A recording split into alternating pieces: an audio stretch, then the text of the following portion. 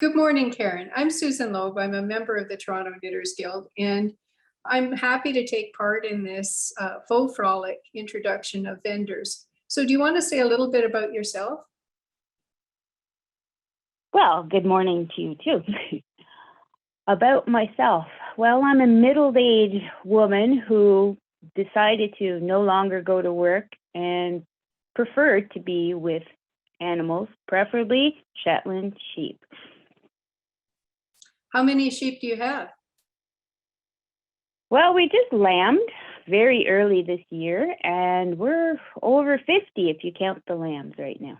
My goodness, that's a job. Thank you for taking the time to do this. So It's great to talk about these animals. How long have you had your farm? The farm, well, we moved out here in 2008. And the first Shetland sheep arrived in January of 2018. Oh, sorry, not 2018, 2008. 12, sorry. I'm getting all my numbers mixed up. January 2012. So that is 10 years. That's fantastic. So do you don't process the fleeces yourself, or do you shear them and send them out, or how does that work? Well, good question. I like to sell the nicest ones to hand spinners. They're very discriminating in what they like, so the cleanest usually goes to the hand spinners. But because it's so labor intensive, I like to send it out to be processed into yarn or sometimes roving. I noticed that I went to your website and I must say you have the finest selection of sock yarn I've ever seen, all in one place. Thank you. That's fantastic. I like to make socks. And some of that is your own yarn? Right now, I don't have sock yarn from my own flock. That would require me to blend it with some nylon, preferably, because Shetland is a soft yarn. Yeah. And in order for it to last, because who wants to knit up a pair of socks and put a hole in it right away? Yeah. Nobody. So I can do that, but only at certain mills. And the mill is a problem right now. And I'm not speaking about one in particular. It's the wait times are a bit of a problem. Right now it's like 8-9 months. So I'm sitting on some yarn here that I'd like to send out.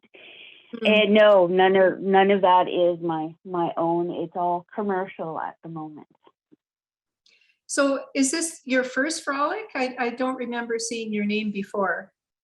No, we attended last year, and we were looking forward to going in April in person. Yeah. But online in July, well, we'll do that too. Are you going to have any specials? Are you doing anything special for the frolic? We're offering a 15% discount, so that kind of takes away your tax issue. Oh, well, that's wonderful. Would anything happen last year that made you want to come back, or things that you could do differently, or things you learned? Well, yeah, if I had a microphone on my laptop, I probably could do a lot more. And it kind of ties in with getting out of your comfort zone, right? Doing different things in order to have people come and look and see what you have. But being the Toronto Knitting Guild, it's a different set of people. It's different audience. It's different buyers. It's different knitters and fiber artists. Although some of them, I'm sure, do come to other festivals that we attend. It must be it must be a big haul to come in person from where you are. Yep. It can be, but once you are in and people see booths, they have an expectation. Much like when we do farmers market, if we're not there on a Sunday for whatever reason, people are like, "Oh, what happened? Why aren't they here?" So once we're in, like I say, we try. It's There's an expectation. People think, oh, I bought this at this booth last year. Maybe they'll have more of that this year. Is there anything And you're we did to offer? Sorry. Anything you're really well. I think we have a lag here. I'll try again. Is there anything you're really excited to offer this year? Well, just that we do have so much new stock and different stock, things that people don't carry, like the Studio Donegal wool that we have from Ireland. Yeah. We have Roma garn. I know there's a few places that carry it, the Fino Roma garn, and it's very popular. And the John Arbin Exmoor sock yarn. Yes, that's lovely. So, You have a lot of interesting knitting peripherals, like the coasters, and they're really cute. Yes, when I was in Ireland, I'd seen them, and I thought, I wonder if we could carry these. It's very touristy stuff. However, I thought how appropriate. It's sheep. Not Shetland sheep. However, people like their sheep. So we brought that in. They said no problem, and we've kept that on board. And it sells quite well in the places that we can sell it. Not all festivals are geared for that. Some festivals are strictly what you've produced or transformed. Yeah, I would think that that's where an online festival is actually to your benefit.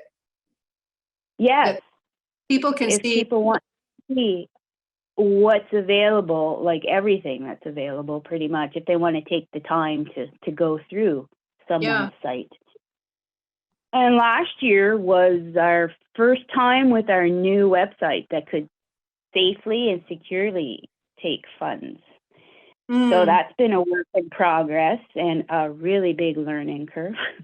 Yeah, I bet that's the thing that it was very hard for a lot of people.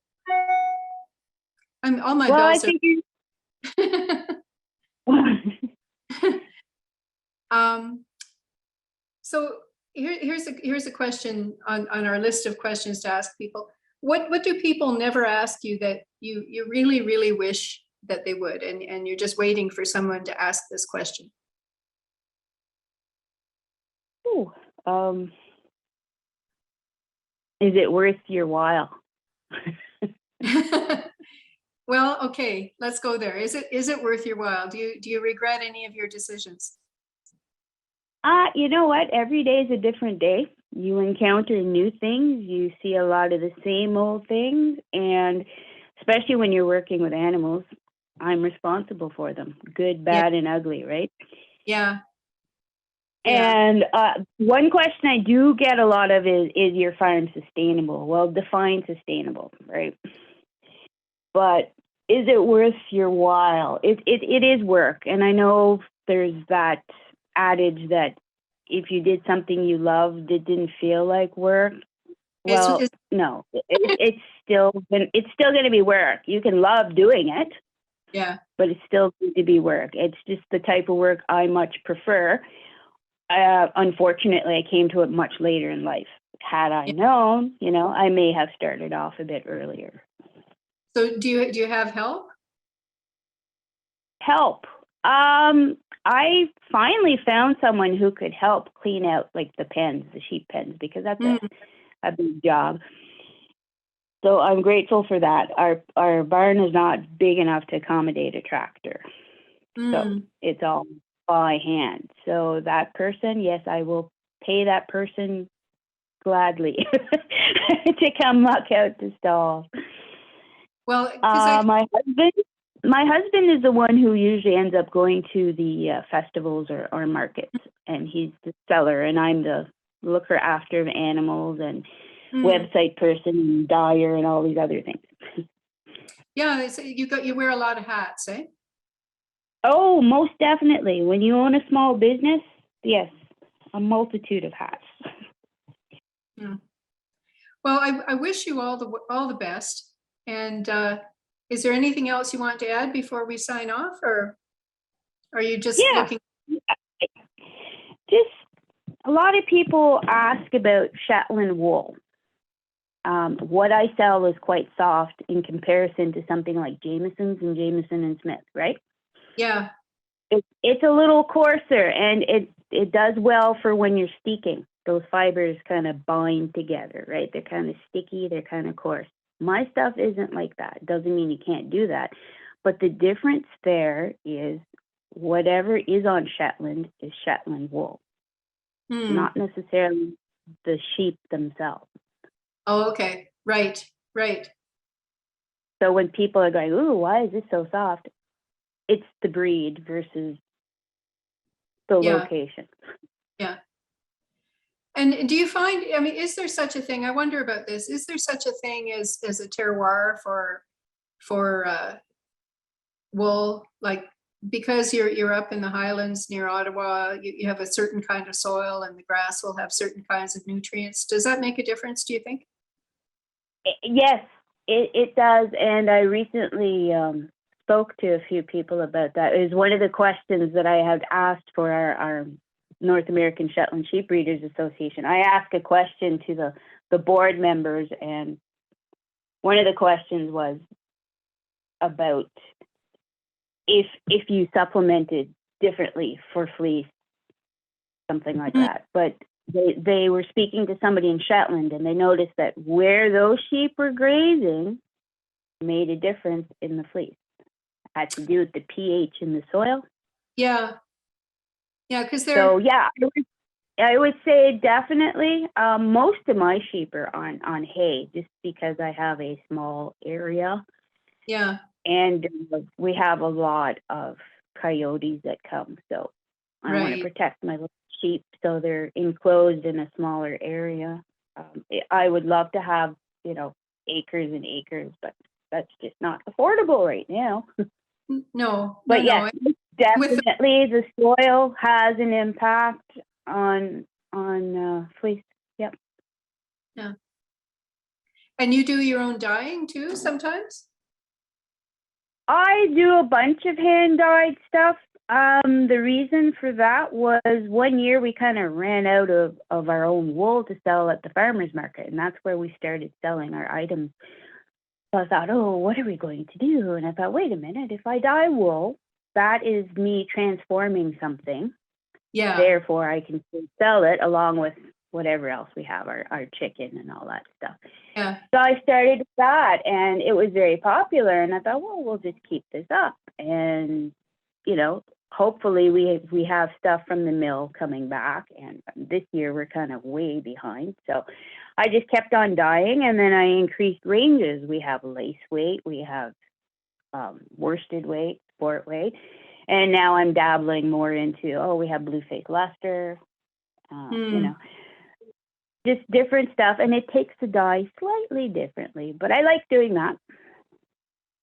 I like using skeins of wool as a canvas. And everybody gets a unique... So what did you do before you decided to stop working and start being a farmer? Well, I kind of didn't enjoy my job, and not everybody can just leave their job, right? You need the income. So it was tough for a while, no income here for a while. And then I did go back to work, and boy, oh boy, for 2.5 years, getting up at 3:45 to water and feed some animals and do your day and come back and jump out of the vehicle and attend to the animals and then fill your face and then go to bed and start all over again. I said, that's not what I want to do. And I didn't quit my job. It was just, they were closing the building, and I was not a permanent employee. So it's kind of like you're losing your job anyway. So I thought to myself, I need to make this little wool venture work. Yeah. Let's see what we can do. Fortunately, my spouse does have good income. Due to the pandemic, no, I would not have been able to survive on the revenue generated from the farm or the store. Yeah. But like I said, I wasn't really asking a money question. I was asking more a what you do what you did in your previous life to prepare you to look after animals and to dye yarn and to run a business and things like that. Like those are all very specific skills that not everybody has, and you kind of have to Right. catch up in a hurry. Well, I've done many things over the years, career-wise. And again, stick to what you love to do, right? That makes things a little easier. And from some of those careers, I've learned things and I've been able to bring that on board with what I do. So I was in real estate for a while. So what I've learned about business is helping me with the store. The dyeing, well, because I'm a knitter, the dyeing kind of came along with that. I started dyeing with natural dyes, whatever plant in my yard was available, I would use, and try to work that out. The acid dyes are a different story altogether, but there's growth there too, from when you first start to what you can do now, and different techniques and variations. And I think that's more of a creative whimsy that you don't necessarily get from a work experience. It just comes from within. Mm-hmm. The animals, well, I've always enjoyed animals. And when I was learning to spin, the lady had her own flock of Polworth sheep. And I thought, I wonder how difficult it would be just to have a few sheep, make a sweater here and there. So I started with 2 ewes that were bred, and boom, So now my main focus is taking care of these sheep and providing other folks with wool to make sweaters. And on your website, you have some already made items. Do you knit them all, or do you use other knitters? That was a friend of mine who's an excellent quick knitter and who also designed some work. And I thought, well, let's help her out. Let's see if we can get her items sold. So that's how they came to my website. Like, I think we should all give each other a hand, and why not, right? If I had other people who wanted to have things promoted on my site, not a big deal. It's great. It's good for my business and it's good for them. And you're in a part of the world where they might not have any other outlets, so. That's right. There's not a lot out here. There's a few shops, and if you're handy on a computer, you can find more. Or if you do go to farmers markets or things like that, you will probably find a few more. But a lot of people don't want to get really big or don't want to be saddled with taking care of a website or Instagram every day or things like that. So. No, especially at lambing time, I'm sure you don't have a lot of time. It's just all over. So how many lambs do you have? Currently 20. My goodness. Yeah, and that was an oops. The ram was supposed to have been castrated, and he was not. I noticed some behavior, and I took him out of the pen, so I know that group is done. And the group that I had purposely put together, there's only 2 of those ewes left that have not lambed, which meant the other one got to them first. So I have potentially maybe 1 ewe who can produce registered stock this year. Everybody else will be unregistered. Oh, well. So that's an interesting experiment. You see how the fleeces turn out, and you might say it's worth the effort. I like this better anyway. Well, I'm trying to have more registered sheep so that we can preserve and conserve the breed. Yes, obviously. And that's something a lot of people don't understand, but that's okay. At some point, you want to know about the sheep. You want to know, is it really authentic Shetland? And you can't tell that just by touching a fleece, right? Oh, no. But if you don't have those registered sheep, then eventually it'll go by the wayside, and you may not have a purebred animal more. Oh, that's really interesting. I'm always interested in running. I have relatives who run farms and things. I'm always in awe of how they keep track of everything. Yeah, lots of notes and lots of spreadsheets. Yeah, I'm sure. I'm sure. Oh, this has been really, really interesting, and I will be back to your website to look at that sock yarn again. As I say, I think it's wonderful, and I wish you all the best, and I hope you have a very successful frolic. Well, thank you.